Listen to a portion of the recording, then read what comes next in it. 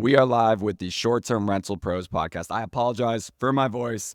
I've been a little bit sick, just got back from London, had a red eye last night, or what do you call a red eye if you come from London? It's Yeah, the opposite direction. It's a red eye. They're all red eyes. Either way, we're still here and we're bringing the energy because Will, my good friend and also a legend in the hospitality podcast space, as well as an incredible MC, just a very talented person who has a lot of knowledge on short-term rentals, is here with me today. And I'm super excited. He just was attending the SCIF conference. Yeah. Yep. The SCIF Short-Term Rental Summit. It was pretty cool. It was a lot of industry leaders and operators, tech companies, obviously, but really good content, really good show. So he's going to be armed with all, relevant current events and all the, big pressing things they were talking about. While you were there, I was here getting ready for this podcast. And we actually, my friend, we hosted a seminar yesterday with a lot of, people came in, which was pretty cool. But Will, so you got a property management business, you've got a hospitality podcast network. Yeah. Tell us your story, man. I'll take you back to 2018. I was a hotel manager. I was working for a boutique property out in Seaside, Oregon. And the ownership group was like, hey, we're going to give you all this training and education, and we're going to build you up to become this like super GM and all this stuff. Well, it was all fluff. It was not actually like they didn't take any action. It was all promises. And I wasn't happy, but I took that opportunity. Big fan of Gary V, as we are here in New York. And Gary, if you're listening. Yeah, Gary V, get on the show. And he was doing an episode thing with Tony Robbins talking about doing a podcast and like how you can use it to educate yourself. And whether you get 1 listener or 0 listeners or 1,000 listeners, that you could just do it as a way to be educated and to grow. So I was like, all right, I'm going to do that. And started a podcast, quit my job 2019, right before COVID. It's a great opportunity to shake things up a little bit. But I also started a property management business when I kind of got into the Airbnb short-term rental world. And then from there, 2021, we launched our podcast network. We went from 4 shows to now 37 under the whole umbrella. So it's been quite the journey, my friend. And I am part of the hospitality. STR Pros is an amazing podcast in our network. So obviously keep listening. Absolutely. So, all right. So that when you, in 2017, that was when you went to the Gary V, Tony Robbins event. Well, I didn't go to an event. I was just watching a YouTube video. Yeah. And it's just like, all right, I'm doing it. 2018 is when I launched my show shortly after that. Was that show related to short-term rentals, or is that? No. So it's still the same podcast I run today. It's Slick Talk, the hospitality podcast, because I was talking about all things hotels, and I was even a restaurant manager at a time. So like kind of going in that encompassing kind of ecosystem of hospitality. And then in my hometown, there was this 22,000 square foot castle on like 5 acres. And I saw it on Instagram, and she was like listing it on Airbnb and Vrbo and all these things. And that's when I got kind of exposed to the Airbnb world with my parents on top of it, being like, hey, take our apartment and put it on Airbnb for us and run it like a hotel. And I was like, hell yeah, I'm doing it. So that was my kind of soiree into short-term rentals shortly after the podcast stuff. Got it. So you were interested in hospitality as a whole, and then you carved your niche in short-term rentals, built out the property management business, and then your podcast started taking off. And I'm assuming someone went to you and was like, yo, you've got a great podcast. Like, I'm looking to start a podcast. I guess, how did you get, I'm from an entrepreneurial standpoint, I'm curious, how did you get from doing your own podcast to, managing and creating a network with 34 shows? Yeah. Well, when I started in 2018, I also launched a show in COVID called Good Morning Hospitality. It was during this weird kind of period, right, where everyone was like, what do we do? We're in lockdown. It's 2 weeks to flatten the curve and all this crap that was happening. And we were just like, all right, fine. There's a lot of industry stuff happening. Where do people go for their news? And short-term rentals was a very, I would say, podcast sector-wise, it was very light. There wasn't a lot of STR vacation rental podcasts. And so R2 became really popular. And then at VRMA in San Antonio in 2021, I had a line of sponsors saying, hey, I want to get on your shows, but we were full.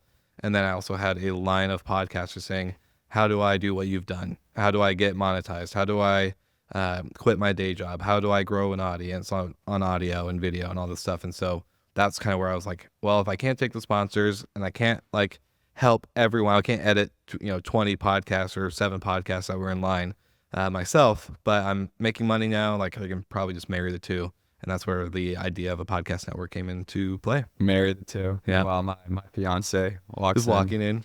Yeah. Yeah. Okay. You like the setup? If you guys are watching this, you guys are listening to this, you gotta check this out on video. This is the first time we've had a tri-camera / professional lighting setup. We just brought in Mikey. Yeah, let's say shout out to the producer Mikey over here. Yeah, Mikey, who's Kate just smiled to the camera.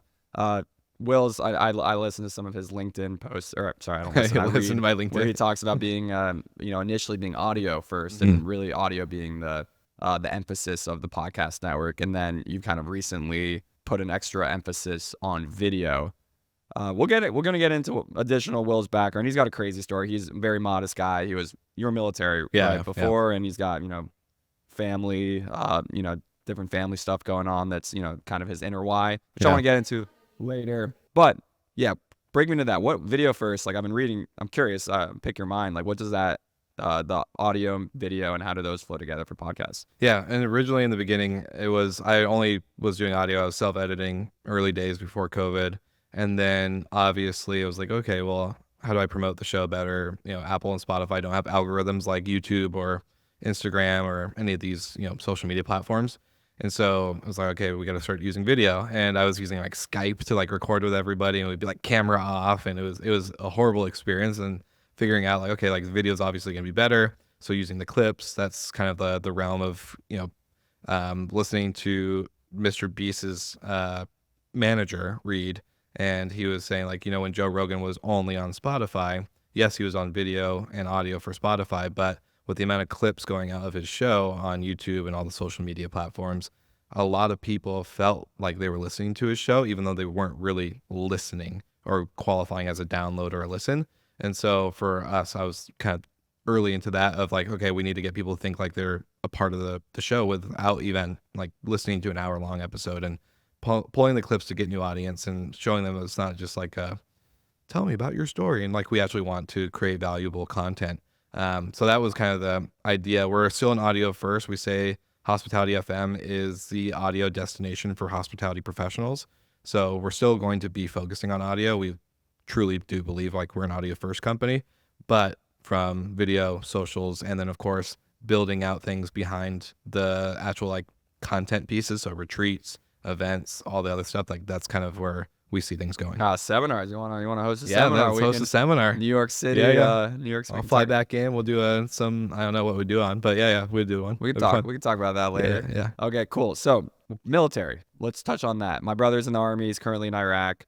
Tell us about your experience. Yeah, so kind of a long story short situation. I made a lot of bad decisions in high school and barely graduated, and was a pretty horrible human being, I would say. And I got into some situations where I ended up homeless, and then just really went through a lot of rough times. But this family took me in, kind of helped me get on my feet. And then I was like, okay, well, I want to get out of my small town. And I don't really know where to like go get a job, and I don't have like any skills or nothing. So the military was just like, shit. Like I remember a recruiter coming to my high school and talking to me about the National Guard or this and that. And so I enlisted, and my dad was pretty pissed because he just gets a call from me like 2 hours before I swore in. I'm like in Seattle, and my parents live probably like an hour and a half away from Seattle. And so 2 hours before I'm swearing in, I'm calling like, hey, can you come to my swearing ceremony? I'm going to enlist, and I go out to basic training in like January. And yeah, so I joined the Army National Guard. I did a 6-year contract. Never got deployed overseas, but got activated for like wildfires and mudslides and COVID. I was doing COVID testing for about 7 months throughout the whole state of Washington, which was fun, but also weird at the same time, being like in a hazmat suit all day. But yeah, that was kind of my military experience. I needed it. I needed something to, create discipline and confidence and get into physical shape, but also, learn the skills of attention to detail and, all the other things that they teach you through basic and AIT and all the stuff there. So it was very much needed. If I didn't do that, we'd not be here today. Well, it's very, as he wears a t-shirt that said, it's good morning as F. As F. Is Hospitality FM, is it a PG network? I don't know. We tell everyone that you're allowed to say whatever you want. So good morning as fuck, exclamation yeah. mark. And he came in, and he had a fun night last night. Yeah. Good time. But discipline nevertheless. Yeah. We shared a room in Nashville. Yep. And bunkmates, literally. bunkmates. That was a good time. Okay, so from military to property, so you actually started the podcast before, which is really interesting, before, starting the operations. But tell us about your current property management business. What's that look like? Yeah, so I was a hotel manager, so I come from that traditional, operational kind of sense, right? You Got it, have but from like a housekeeping. W-2 standpoint, I Yeah, guess you had yeah. experience. So But that's from an well, entrepreneurial, what's your current like entrepreneurial property management? yeah. So after quitting during COVID and doing all this stuff, my original business with partners I had for short-term rentals was just not going to work out. It was not a good partnership. But right after, broke the agreement, we got out of the partnership. My first podcast guest ever, his name's Adam Knight. He reached out to me. He was like, "Hey, dude," he was a hotel guy originally, and got furloughed during COVID. And he's like, "Hey, you're talking a lot about Airbnbs and short-term rentals, and I listened to your episodes about how it's kind of like a hotel. Tell me more about that." And I was like, "Oh, let's hop on a call." So we hopped on a call, and he's like, "Do you want to start a property management company with me? I want to do this. I think this is like this is it. Like, I think we can make this big as two hotel guys, bring in some standardization and, all the things that people love about a hotel, but into a home." And so we started recreation vacation rentals. We had one of my parents' properties, and then basically just grinded for a long time. We had 10 units by 2021, and then I stepped away from the company actually. So I sold half my shares, still only have about 25% equity in the company. But it was like, hey, I'm going to do this podcast network thing because it was taking off. I was hiring employees and we were growing, and I was living in Mexico, and I was like, look, I can't be like on a recording and in a meeting and then having housekeepers like blowing me up and guests and all that stuff. So I was like, gotta step out. But came back in recently. We're at 70 homes with 2 hotels, and my business partner was like, look, I've gotten us to this point. Let's actually make this a real business, and I need you to know if you're in or out. And so we had that honest conversation, and I told him, look, I can't do day to day, but I would love to be. I'm a big product guy. I would love to build product, and for me, looking at the homes, that's our product, right? Our hospitality, our service, the tech that we use, that's our product. So coming in, not on a day-to-day sense, but working on projects, working with our teams, making sure we're staying profitable, that the homes that we bring on are actually making a good income, not just for us, but for our owners, and eventually get us to a point where we can start acquiring our own. So it was, a fun decision to go through, but we're back. Quite a journey. Yeah, Wow. Jeez yeah, Louise. yeah. And I love that you kind of, seems like you like rolled with the punches kind of. Like that's what entrepreneurship is. You're standing there at a conference and you've got a list of people walking up to you saying, "Hey, like we'd love to give you money to sponsor your show." And then you got a line of people saying, "Yo, what the heck? You have people who want to give you money for a show? Wait, how do we do that?" And then you putting the two together and saying, "Oh, I can create a business around this." It's kind of funny because I tried to do it a year before. I had a bunch of podcast friends. We were, I think one guy was in Australia, one guy in the UK, one in Washington, and one's in California. And we're like, we should start a podcast network. All of our shows are growing. But like 2 were in food and beverage, 2 were in hotels. I was short-term rentals. So we're like, let's create this thing called like Hospitality FM. Bought the domain, and then like we all tried to make it work. 5 partners is a really hard situation to do. That's Like, a lot. it's a lot. Mike, that's a lot of partners. So Okay. it's too many. It's 4 too many almost in my opinion. But we're just like, okay, it's not gonna work. So we just let it go, and we kept doing our own things, but kept collaborating with each other and still stay friends. But I just was sitting on this domain, Hospitality FM, and it was like, I'll do something with it one day. It's a good domain. And oddly enough, that was the moment, and it wasn't even like It's always the website domain. yeah. You're just like that's it. Like that.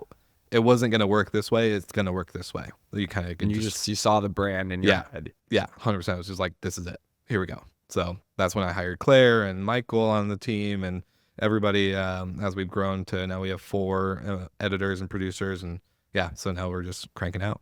Yeah. And tell me, so you've been through this game a long time. There's been a lot of, and really honestly, a relatively short period of time, a lot has happened. Obviously, COVID. COVID was a crazy phenomena that really, I think, kind of poured fuel on like residential real estate and like interest in residential real estate, people who are getting into it. But tell us, like, where are things at now? And I want to give, obviously I can look at like, my properties and say, oh, these types of properties are doing better in these markets, these locations. I don't want to get into that. I want to get into just like the intrigue and the interest and like the opinions of the space? Because I feel like you'd have a unique perspective on that. From an industry as a whole, there's, you got a couple different camps, right? You have the traditional vacation rental managers who've been doing it for 25, 30 plus years. Not really a big fan of Airbnb. They're not big fans of all these new things that are happening. But then you have the kind of the STR crew that I call them, which is I would consider you in, like STR wealth people, anyone that shows the Mike Sjogren's, Bill Face, Natalie Palmer's, So you have like these different camps within this big industry of hospitality and vacation rentals. And then you have like the residences and like the places that aren't super friendly to short-term rentals. They're not happy with the idea of guests in their neighborhood. I heard a great acronym at SCIF's conference when they were doing a regulation panel, and they call them CAVE people. It's Citizens Against Virtually Everything.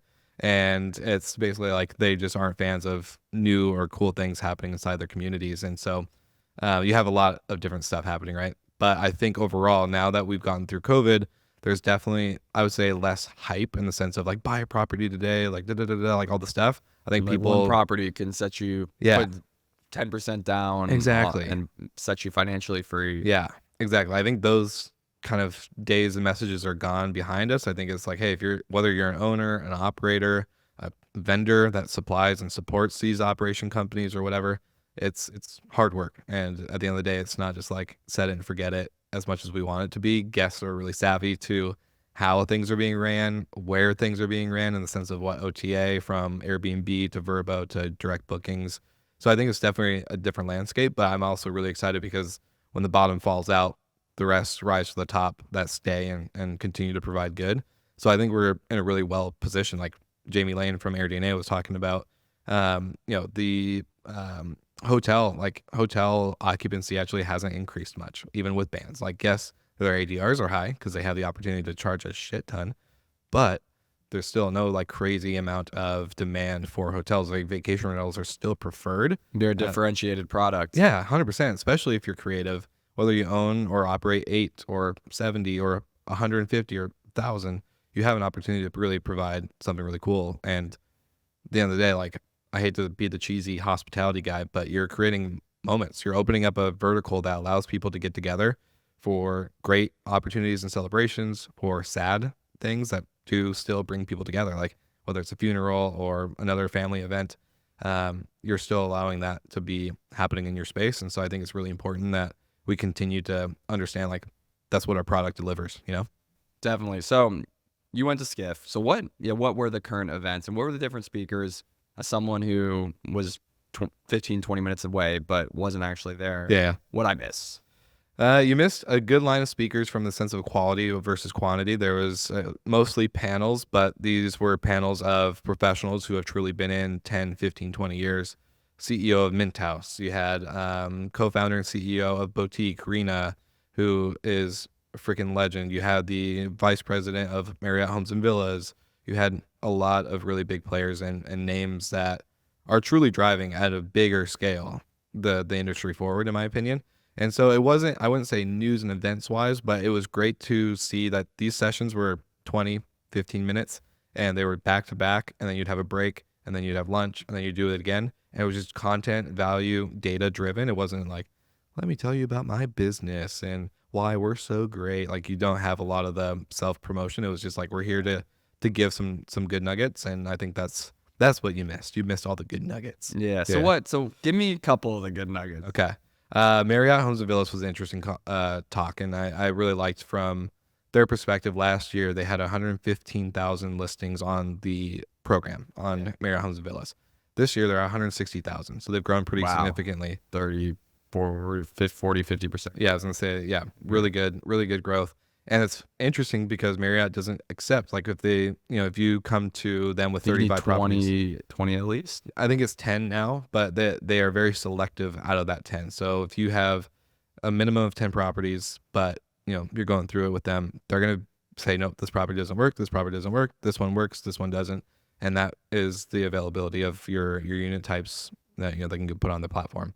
So I really love that they're curating. Assuming they like the bigger houses. Yeah, they're bigger not houses. doing like apartments. No, and kind of like upscale to luxury is kind of where they really do well.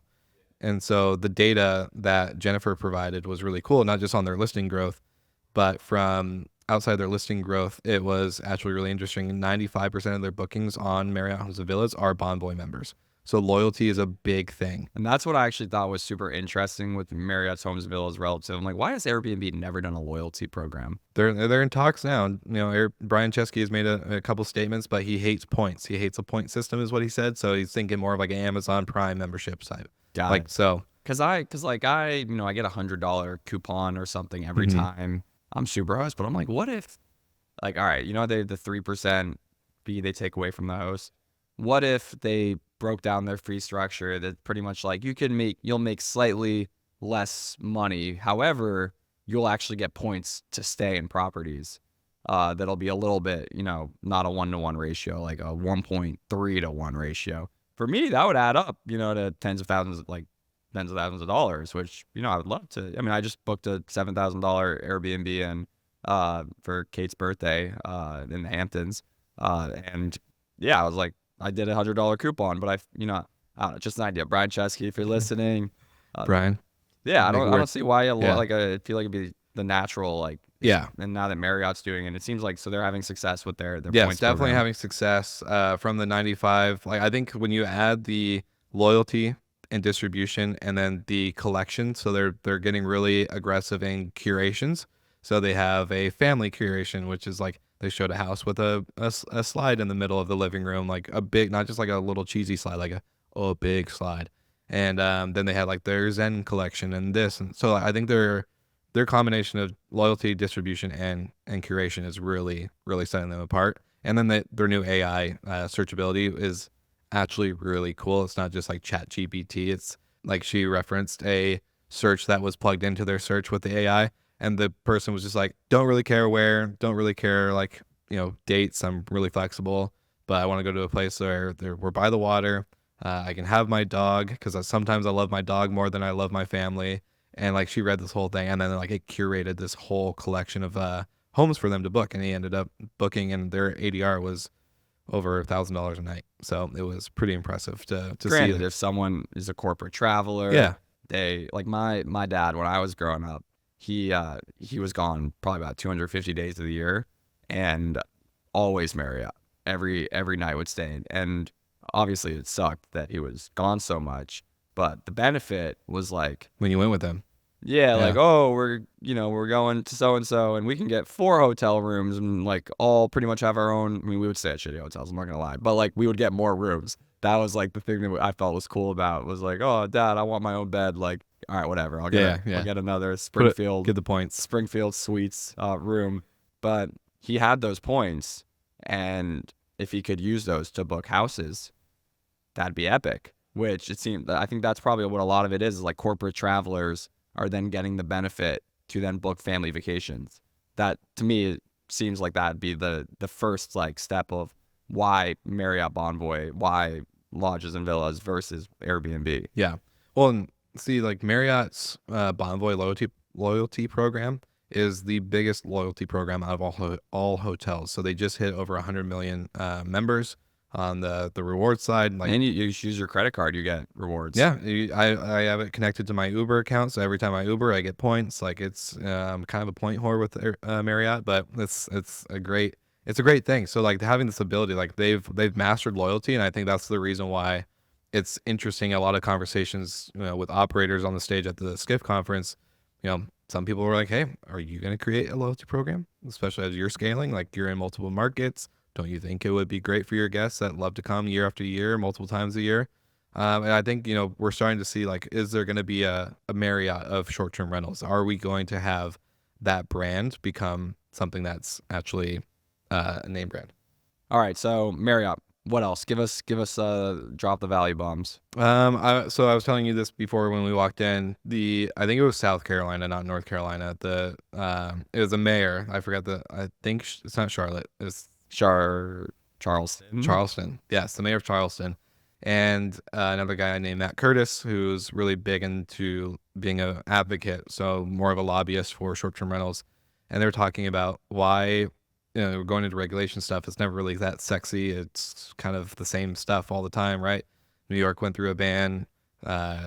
What's the place? Not San Francisco, but it's Palm Springs went through a ban.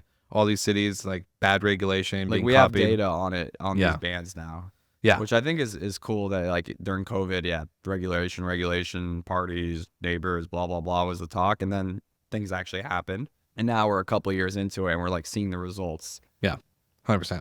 And so I was kind of hesitant on this talk, but it was like, okay, what's this mayor gonna say? Let's band together and get the community. But no, he was actually like, no, if people are telling you that short-term rentals are the cause for the housing crisis right now, they're wrong, and here's why. And him and Matt Curtis were going back and forth around the data. So like not just data on the landlord situation, but how cities in the last 60 years have not changed the way that they continue to build out their blueprint.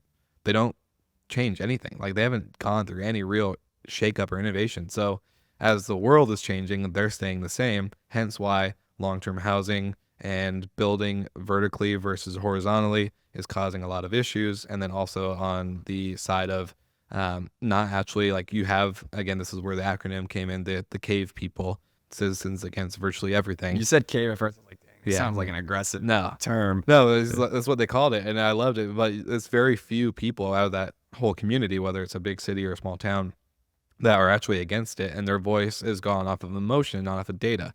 And so when you have motion-backed allegations on why something isn't good for the community, or there's also another acronym. I don't know, remember the full acronym, but it's basically not in my backyard is what they always say.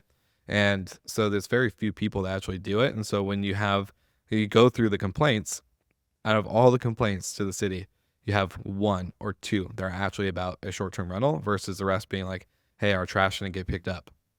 Hey, this car has been parked on the sidewalk for too long or whatever. Like, there's just other things in these complaints that are getting thrown into this kind of STR bubble of complaints that aren't really STR complaints.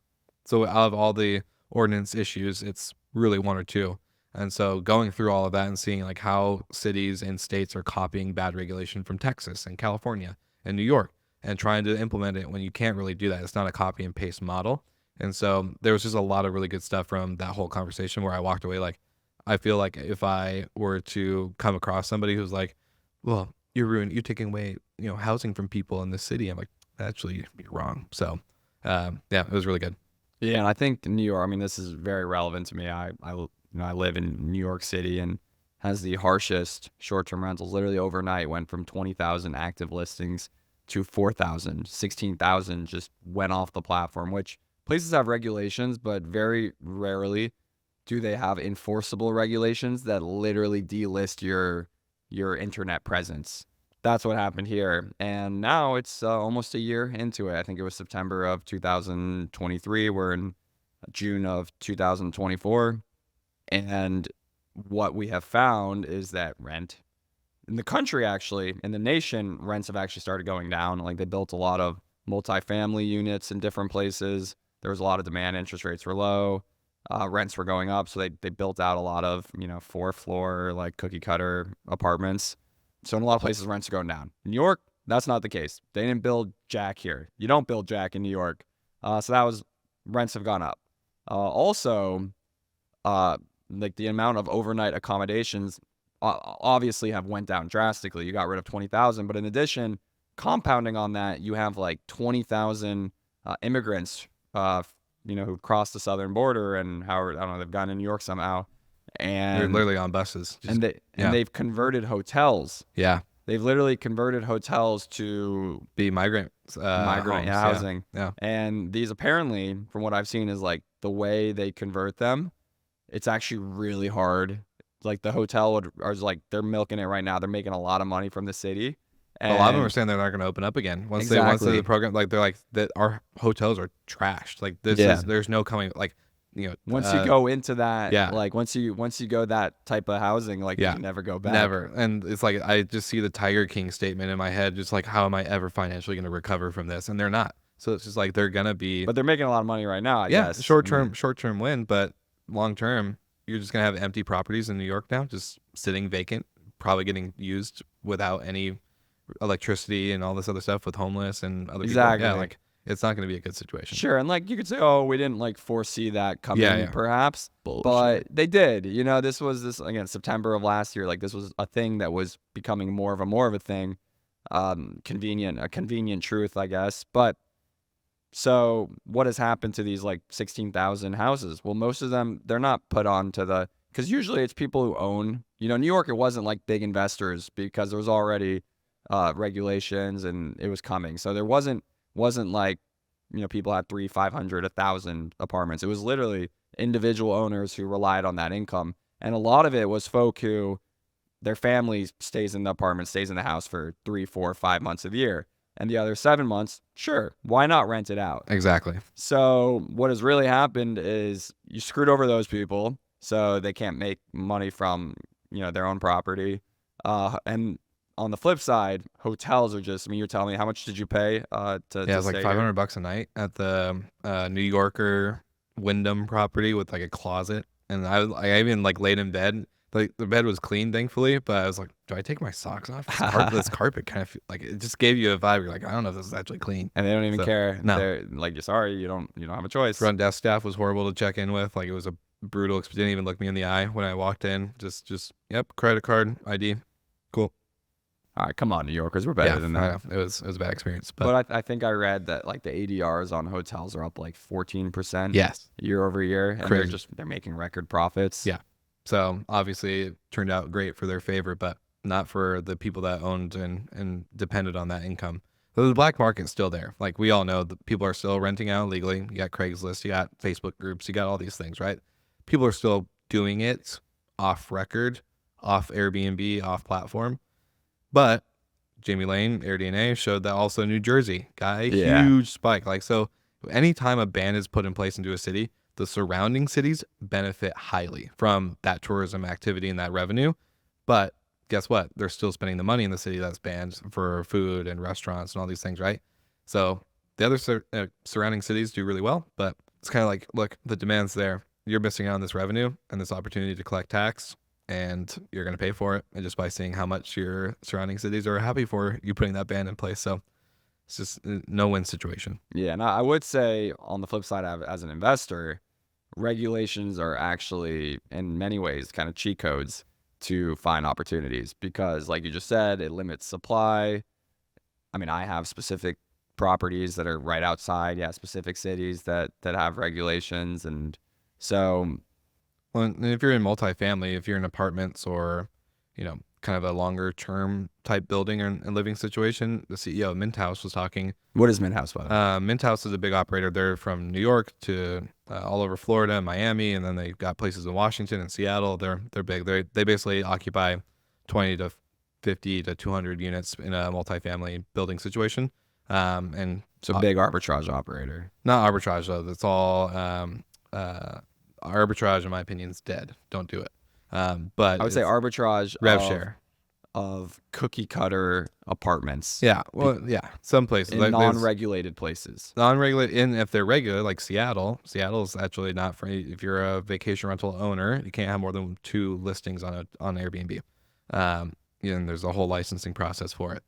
But Mint House, his name's Christian Lee, and what he was talking about is actually when New York did its ban, because they have a lot of properties here, they're fine because they have a license as a hotel.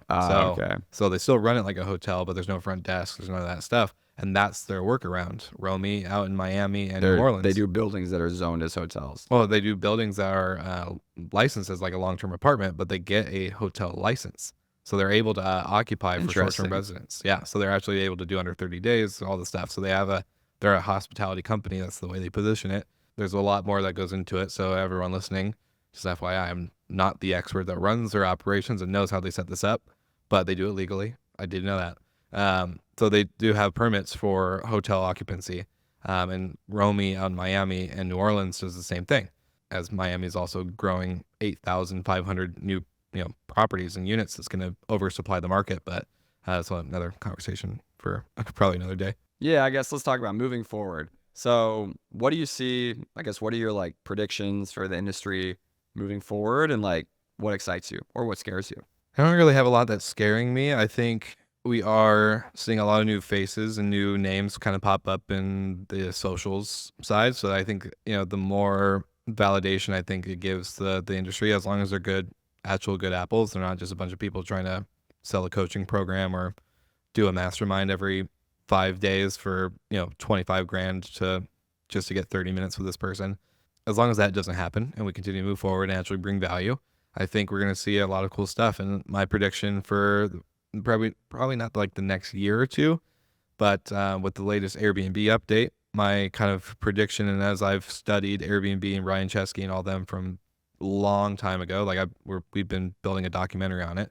Not supposed to talk about it, Oh wow. but doing a We don't have documentary enough on time. it. Wow, Yeah, so much you just unpacked. I know, but I will say Brian Chesky, he thinks in decades. He doesn't think in years, months. He thinks in decades. And Icons was not a PR stunt. It was not this thing. It was a strategic move to become a social media platform.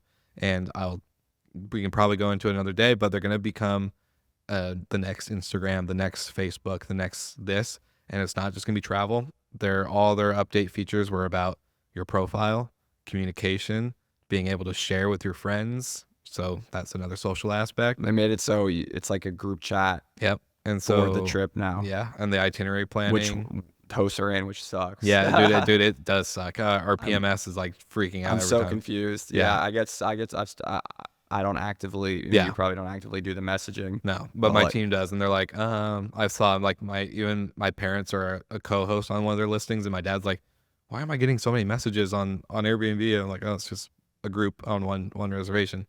They're talking about their dinner plans. Yeah, seriously, and it's just like they gotta get away. They gotta do away with that. It's annoying. But every time when you saw like the Icons announcement and this new features and all these things, every time Brian and the team were promoting it, is go to the app. Social media platforms, how do they make their money with not just obviously making a booking fee from your trip, but they make their money by the amount of time you spend on their app every day. So the more eyes and attention that you're giving them, the more opportunity they're going to becoming a social media platform, and they're going to be like a recommendation engine. Yep. You're in Nashville for the weekend, and they tried that with the experiences earlier, but I think they maybe forced it a little bit. Yeah. Whereas here they're like, all right, let's get people on first, and then let's figure out how to. Yeah. Yes, the PR side, it did generate a ton of clicks, a ton of views, but everything was pointing down to the app. And all the updates go around social, building out a profile, communication, all the stuff we just said. So I think that's going to be the next move for them. And I'm excited for it because it's going to shake a lot of shit up. Not the group chat feature, please get rid of it, but everything else going to become a social media platform. And they acquired Game Planner AI back in last year for $200 million. There was no product. There was no AI. Game Planner AI was literally an acqui-hire is what I call it. And it was just to get the team. And I'm convinced that Brian is going to make Airbnb the best social media / matchmaking platform, that your feed and my feed will never look the same. It's going to be pretty different. Got it. So Airbnb and the updates they're making, you think are big. What do you have? What recommendations do you have for me? More on the podcast side of things. I didn't bring Will here to get some consulting, but yeah, how could I make this better and ultimately for our group or our community who's listening? Yeah, I think what you're doing right now, you have the multiple cameras set up, you have the good microphones, so you're doing the right things, right? Like with the equipment. I think back in 2018, I've told you this, it was easy to get away with a shitty mic or no mic at all. Now you have to put in a little bit of money to have that quality. The quality is there. People do care if it sounds like they're listening to a Zoom call or if they're listening to actually a professional mixed sound. So keep doing that. Keep involving I think the in-person side. It's very easy to do virtual recordings. You can do 20 of them in a week and be good for months of content. But the in-person side, I think you're going to crush with having this office and being able to bring people in and make the experience like I got to experience today, walking in and grabbing a water and shooting the shit and doing all the things. And then I just think, how many episodes are you in right now? I guess we met in March of last year. Yeah. Right in Nashville. Yeah. Then we probably started a month or two later. Yeah. So you've been going for a year. So probably And 50 episodes in. I was consistent until a couple weeks ago because we've just bought all this equipment. And I was like, I don't want to do a shitty Zoom. Like I'd rather wait until, and I'm filming tomorrow on Marriott.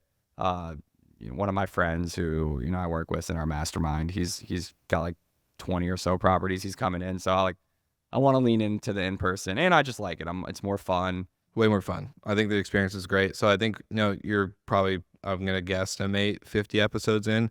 I think your skill as a host is just going to continue to evolve and get better over time. I'm personally, like, I don't know how you're doing this without taking notes or like jotting down like a thought like that you want to like say something, because that's what I do. I'm like always like, oh, should I ask this question or do this?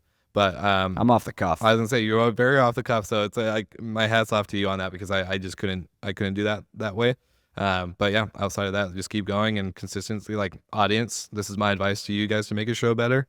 Tell him what you want to hear. Like, communicate, connect on other platforms like Instagram or LinkedIn. I see you getting very active on LinkedIn. So make your voice heard.